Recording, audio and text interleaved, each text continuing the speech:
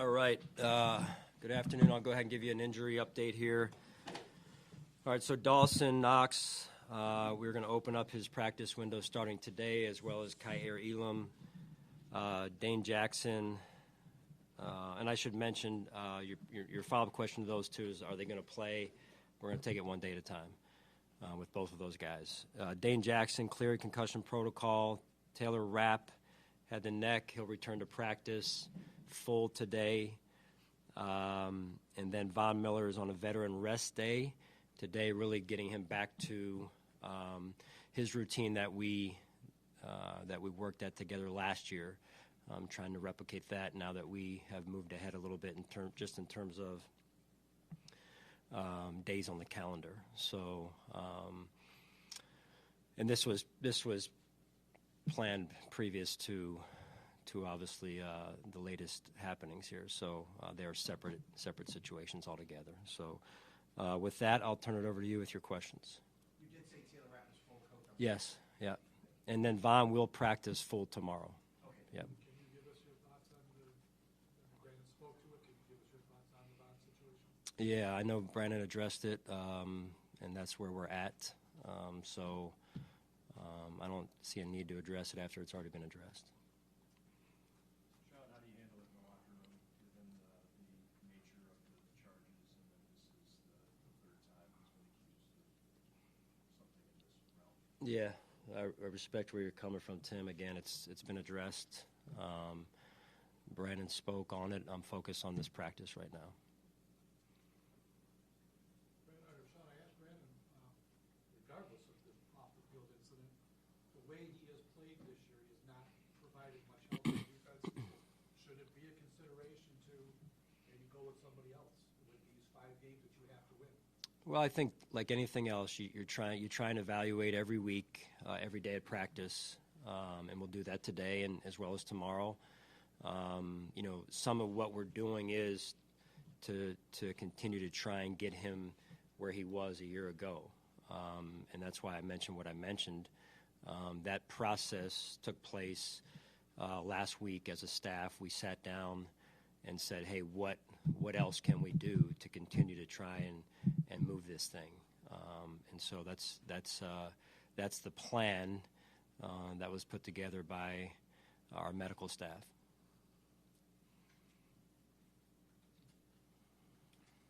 Chiefs, can you talk about their offense, which has not been the same level that we're used to seeing?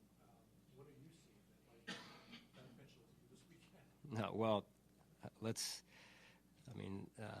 the world that you guys live in, this is a dynamic offense. Andy Reid, whenever you have Andy Reid and Patrick Mahomes and Kelsey, and then you add 10 back there and in the running back core that they have, it's a dynamic offense.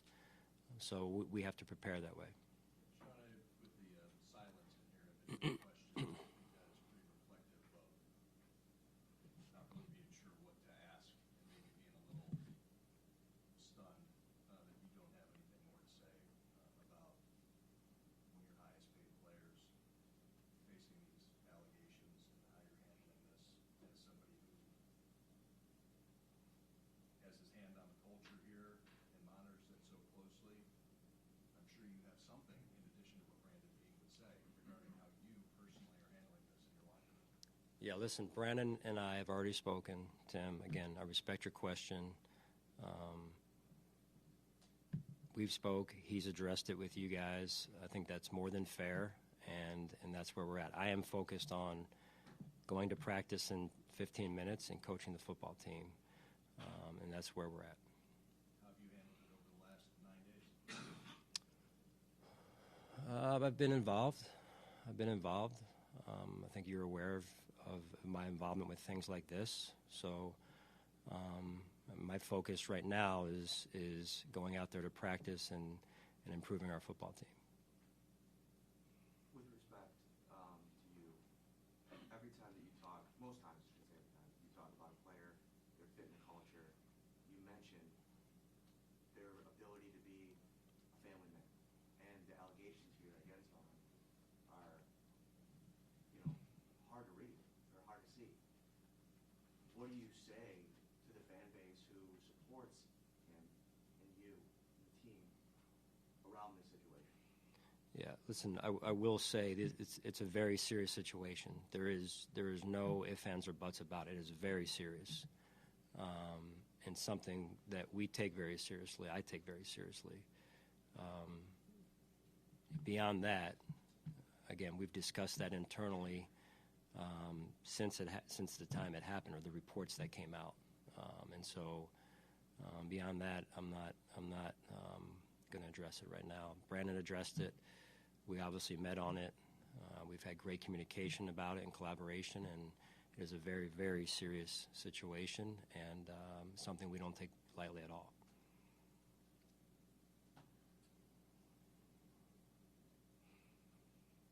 All right? All right. You good? I guess just looking forward, just at this point of the season with 5 games left and coming, have you been able to put aside just the frustrations of how that last game ended 2 weeks ago, and how do you now focus on what you have left to do with these 5 games, knowing that you need some help but still have a chance to make the playoffs? Yeah, John, that's really where we are. That's really where my focus is, and our focus needs to be is on today and us controlling the things that we can control and getting better as a football team, and that's our intent today. Is there, you can't draw, how much can you draw parallels from when you were 7-6, or are those just two different things?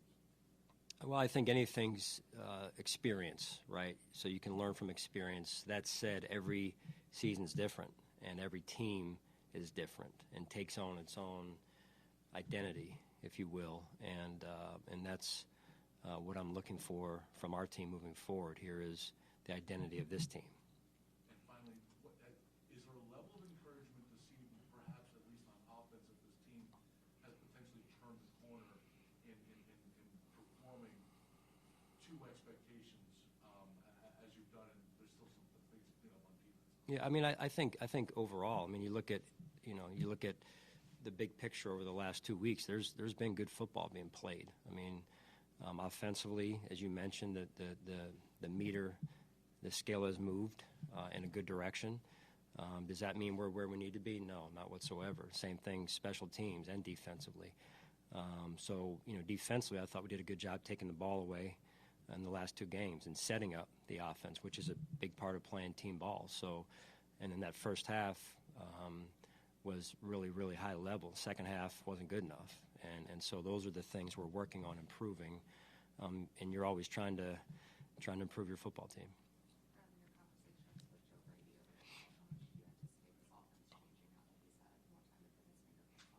I think just week to week, it'll evolve. It'll take on as you mentioned, his fingerprint, as well as the overall staff and the offense, and including Josh. So I like what I'm seeing, and we'll continue to take it, one day at a time here.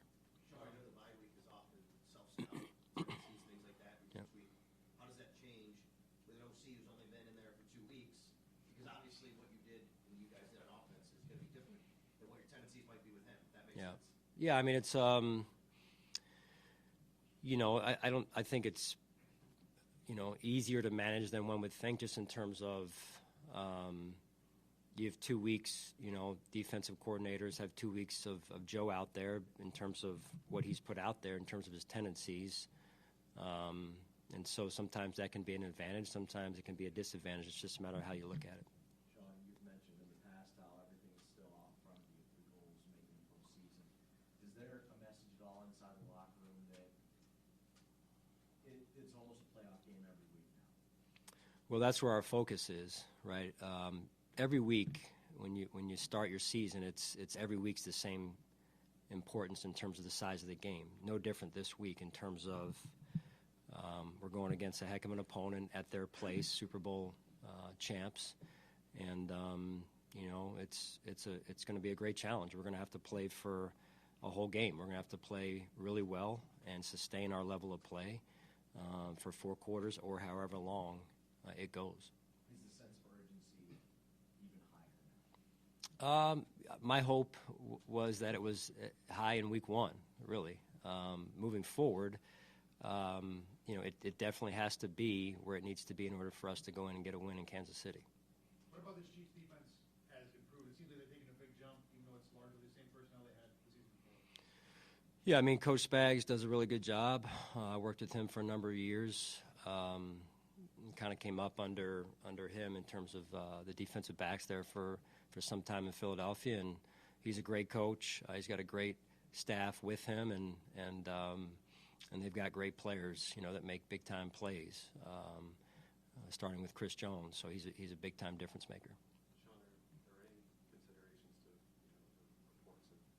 reports and allegations for off-the-field things that go into your game day decisions as to whether Von Miller's active, or is that a completely a football decision? Well, I'd start by saying those are separate to start, and I think that's important that they stay there. But every situation is a little bit different. Good. All right, thanks, guys.